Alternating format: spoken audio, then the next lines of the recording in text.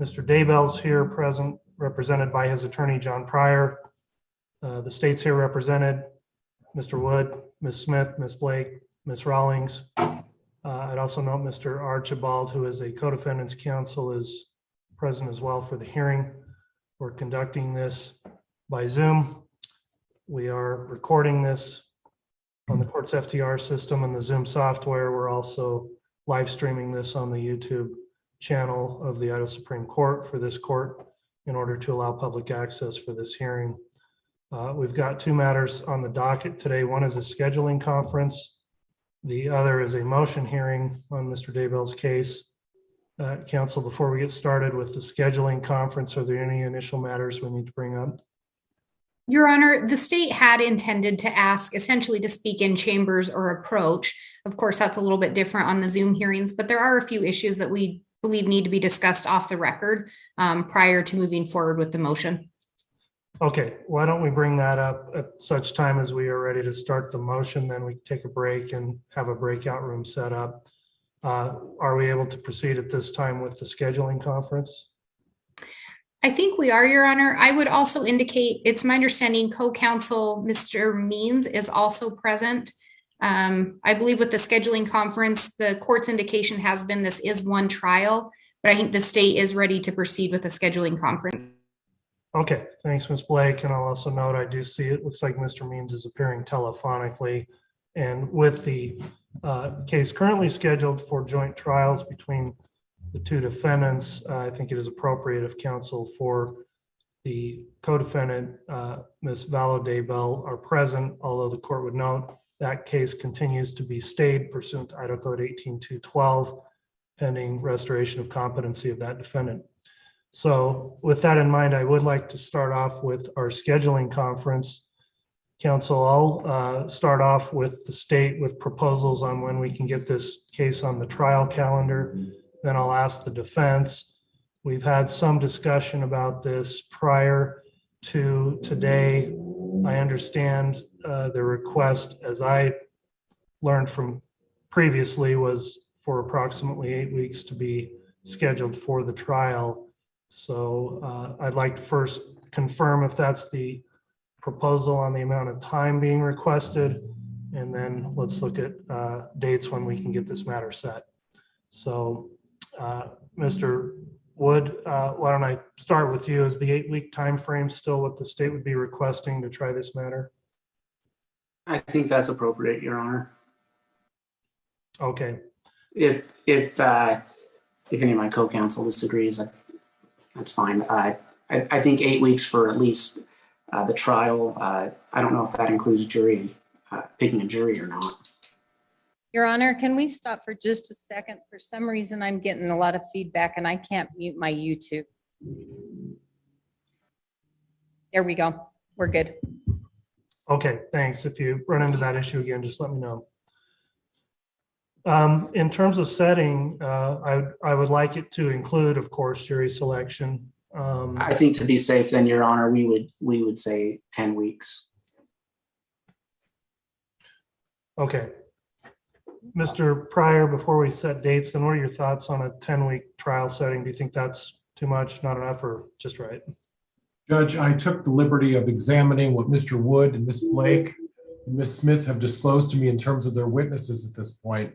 And I did some planning, and then I coordinated that with the witnesses that I anticipate calling.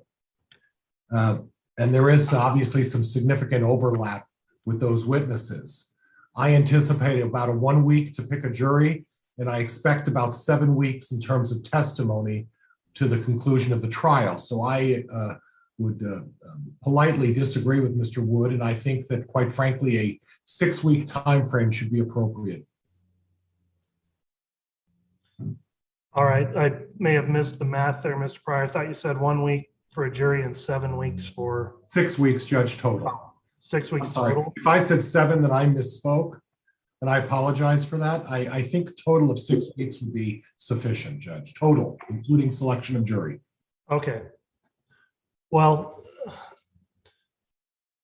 my thought is schedule it out as long as we need, and we can always conclude the trial early and then fill our calendars in as we see that happening. But I'd rather not run out of time and have other settings. As everyone is aware, you all have other caseloads, as the court has another full docket of cases in the 3 counties I cover as well. So my thought is to err on the side of caution. And let me just go back to you, Mr. Wood, after hearing that.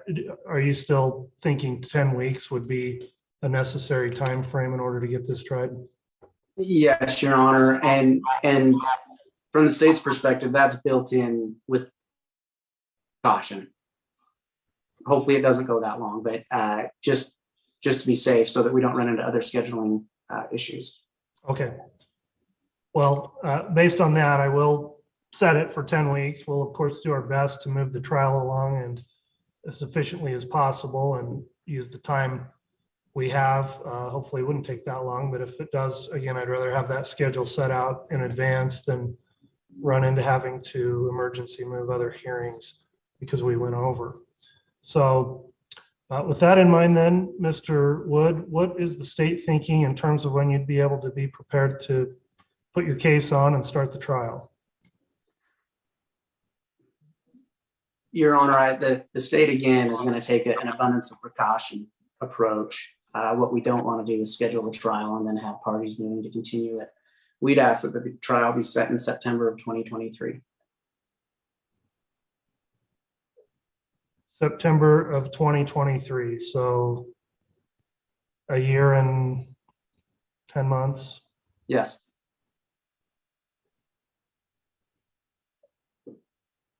Mr. Pryor, what are the thoughts on behalf of your client for starting the trial? Well, Judge, I guess what I'm doing is I'm presuming that since Mr. Daybell's been in jail for about 1.5 years, Mr. Wood has probably provided me all of the discovery. At least I would hope he has by this time.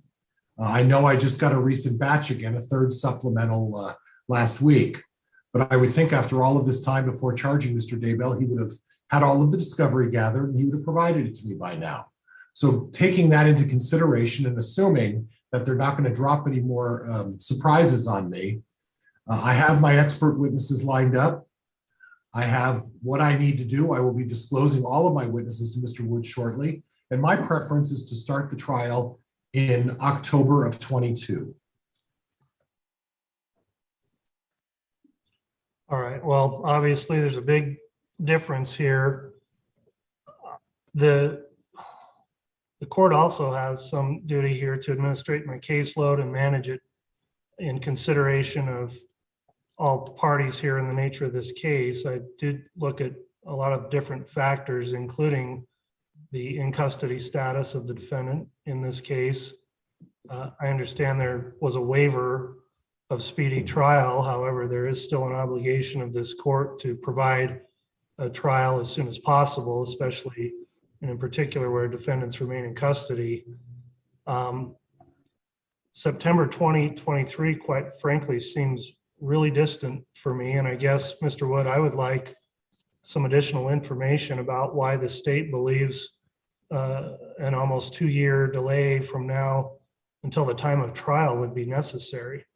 Can you give me some explanation as to why we would need to wait that long? Partly, one, Your Honor, is an abundance of caution. Two, as we've looked at other similar cases, very high-profile, complicated cases, these trials usually take 2 to 3 years to get. These cases usually take 2 to 3 years to get to trial.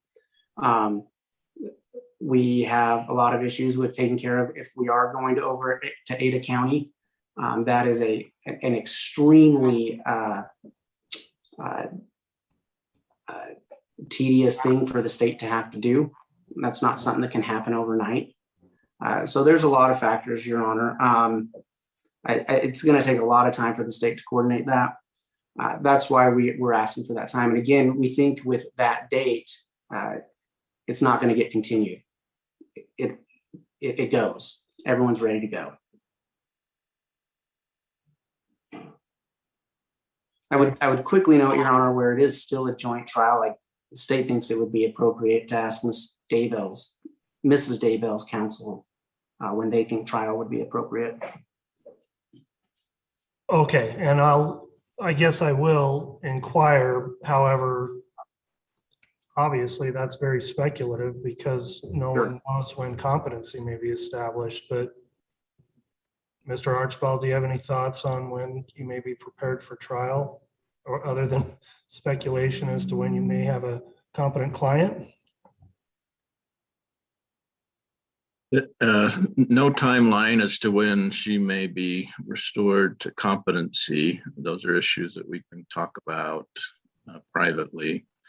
And as far as the trial being set either a year or 2 years from now, it does take some time for mitigation, the process with mitigation specialists and investigators.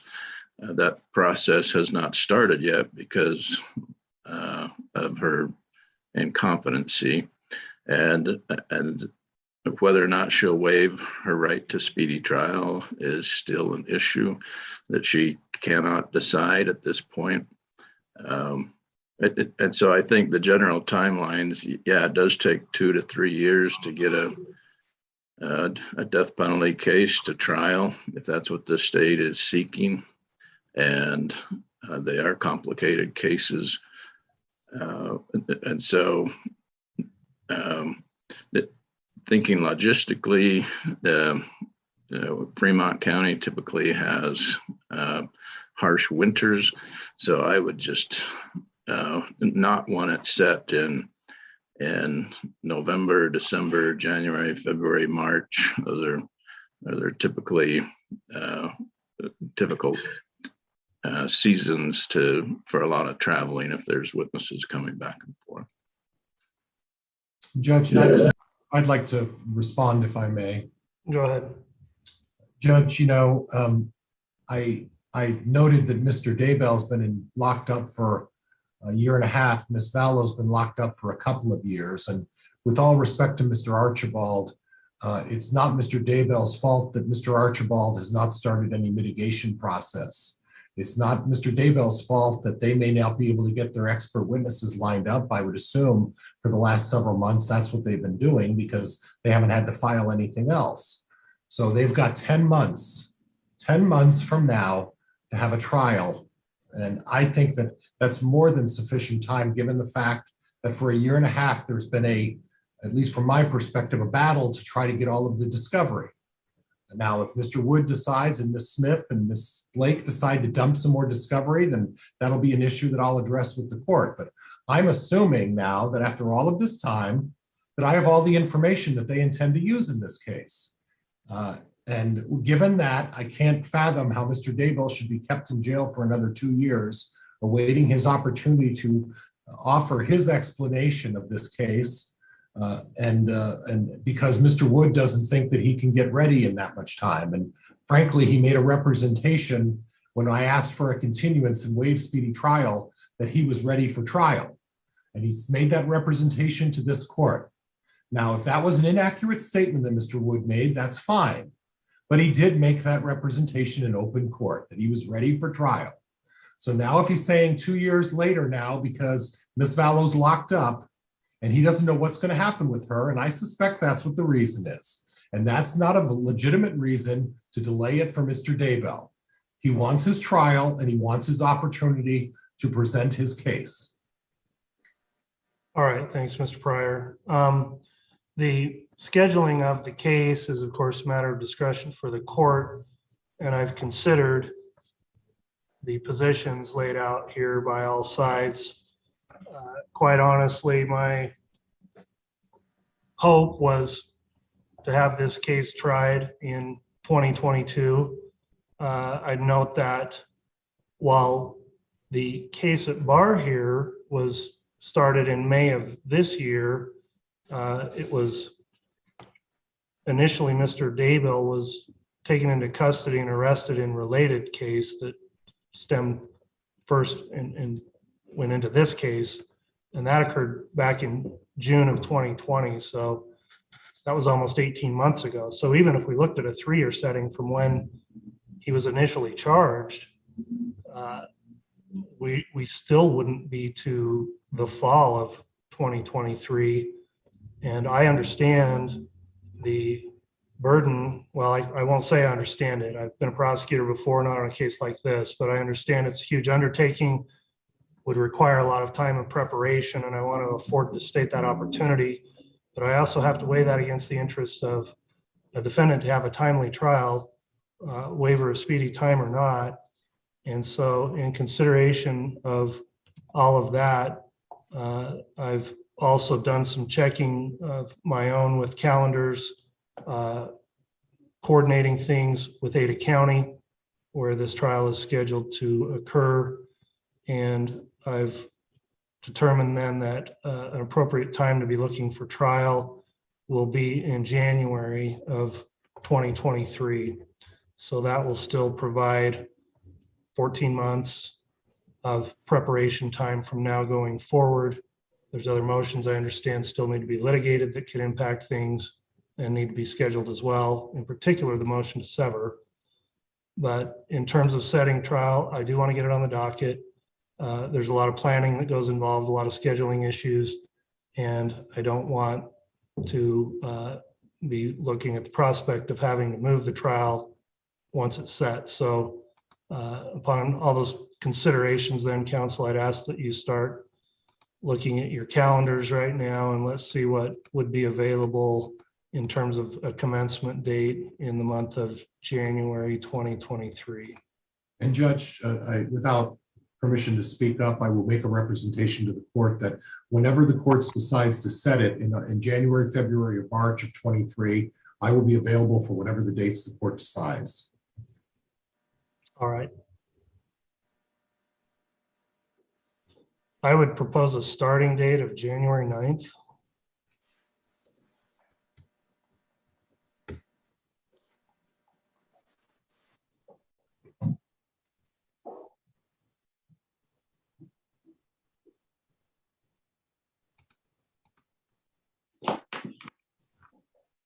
So if we started January 9th,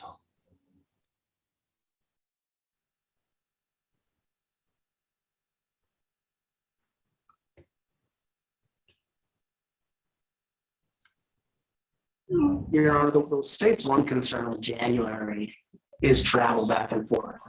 Mr. Pryor himself has said that our officers can travel back and forth, so that's the position he's taken. That puts us that could very easily put us in a bind. I think even moving it to late February would be a lot more appropriate. Judge, I think January is going to be fine. We're basically dealing with highway traffic. And having been dealing with this for the last 18 months, traveling between, and quite frankly, really visiting with Mr. Daybell quite frequently in the last 18 months, it's not as difficult of an accommodation as it seems to be suggested. Well, I highly disagree with that. Okay, that's fine. again, it's a speculative issue. Some winters, the interstates are clear all through January. Sometimes it's a nightmare getting from here to Boise. We don't know and can't predict that.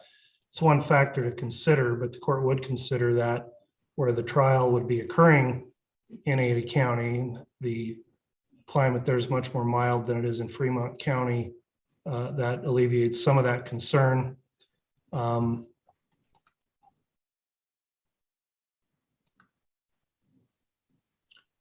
I still would like to consider that start date of January 9th, because then that's going to put us out to, I think it's March. If we wanted 10 weeks, then that would be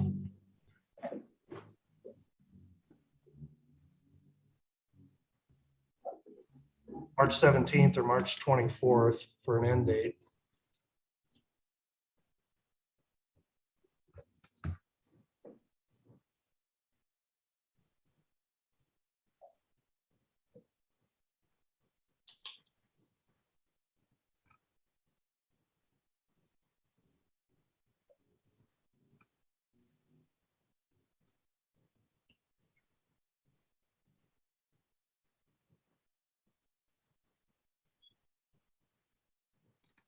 I believe that had put it through March 17th, if I'm counting up all the weeks correctly.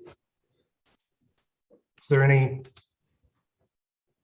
specific objection besides what's been noted in terms of weather or convenience from that setting March 17th as an end date, January 9th to begin?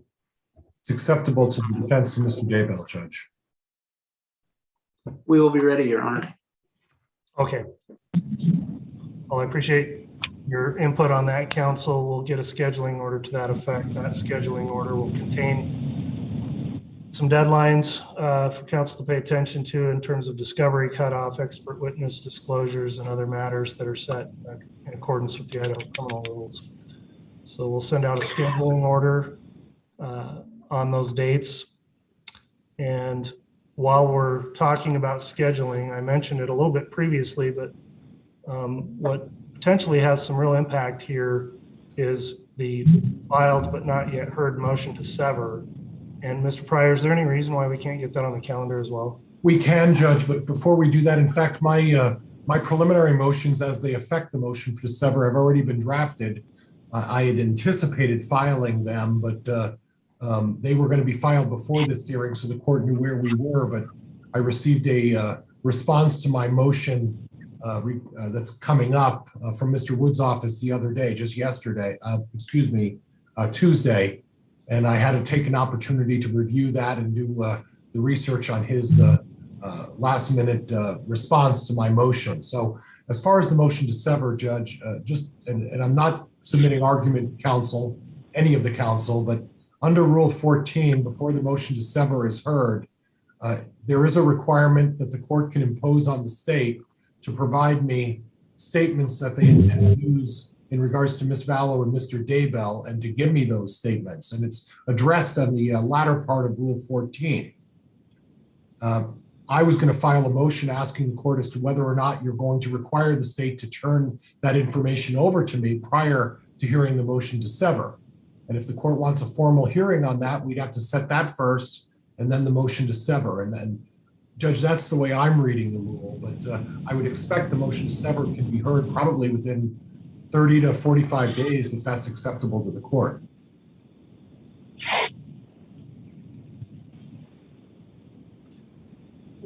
All right. In lieu of setting the hearing on that today, counsel, just be aware that I do want to get that on the calendar under Rule 14. If you think a preliminary motion is required, Mr. Pryor, file that motion.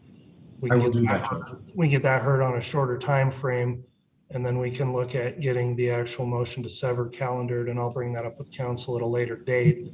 I would like to hear that sooner than later, as again, that's going to impact potentially the trial in this case. So, Judge, if the court wants to set a time for my preliminary motion on the severance per Rule 14 that talks about the statements that both co-defendants would be used by the state against each of them, and the requirement, and it's not, and excuse me, Judge, it's up to the court to decide whether they're going to require the state to provide me those. That's what my preliminary motion would be, and I can have that ready at any time if it's a concern that we need to get the severance issue heard. So if the court wants to set that motion today, I would gladly entertain that and make sure that by either day's end or by tomorrow, I have my request for that information done promptly to this court. So I'll entertain if the court wants to set a hearing on that right now. all right. At this point, I'm going to interject for a moment. I think we're getting some feedback. I think it's probably coming from Mr. Means, who's not on mute. Mr. Means, thank you. Counsel, in terms of a potential hearing date coming up on a motion, we could have either December 22nd or 29th available. Your Honor, we'd like to see that motion before we agree to a time that we Okay. if we need to respond to it. Well, they are going to see it, Judge. Today's the 3rd, or excuse me, today's. Well, I don't have it yet, Mr. Pryor. You're Yeah, right. Mr. You'll Pryor, get it. if it hasn't been filed yet, I'm not going to set it for hearing. Right. Just pencil on, if you want to get a hearing set, I've got the 22nd and 29th. Get the motion filed, and then we'll look at an appropriate time for a setting once it's been Okay. filed. But I agree with the state. If it hasn't been filed yet, we don't need to set it for hearing. Okay. All right. I think that will conclude then the issues relating to the scheduling of the trial in this case. We've next got a motion, and I understand counsel would like a sidebar with the court, which will be conducted in in the form of what's called a breakout room, where we'll be off, well, we won't be off the record because I'll have the court reporter record what is stated in the breakout room, but we will not be broadcasting that to the public on the YouTube stream. So, Madam Clerk, if you could please set up a breakout room for all counsel. Then once you see that invite, we'll do that, confirm that it's not being live streamed, and then we will discuss the preliminary issues to that.